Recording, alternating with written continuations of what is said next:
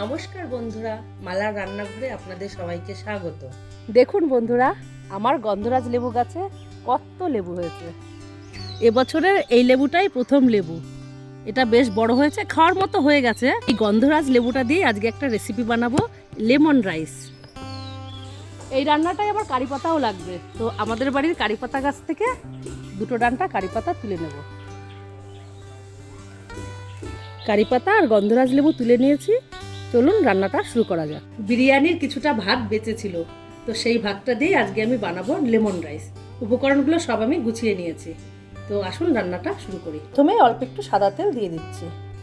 এবার সাদা তেলের উপর বাটারটা দিয়ে দেব। তেলের মধ্যে বাটারটা দেওয়ার কারণ বাটারটা পুড়ে না যায়।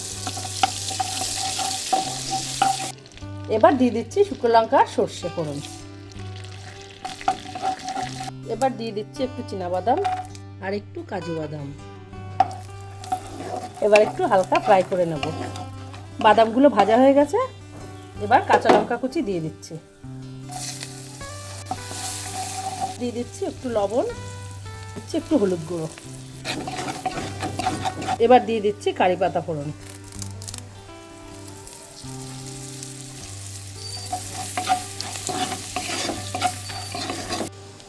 এবার ভাতটা দিয়ে দিচ্ছি।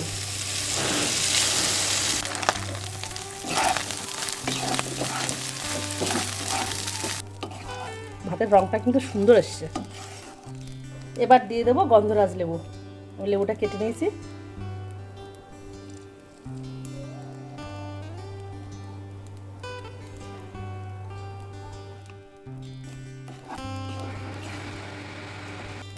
সামান্য একটু চিনি দিয়ে দিচ্ছি।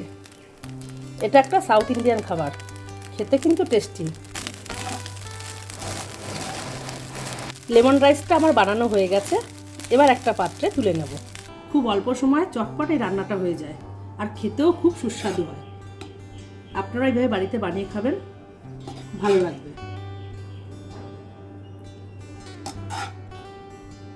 আজ তবে আসি, দেখা হচ্ছে পরের ভিডিওতে। আপনারা সুস্থ থাকবেন, আনন্দে থাকবেন।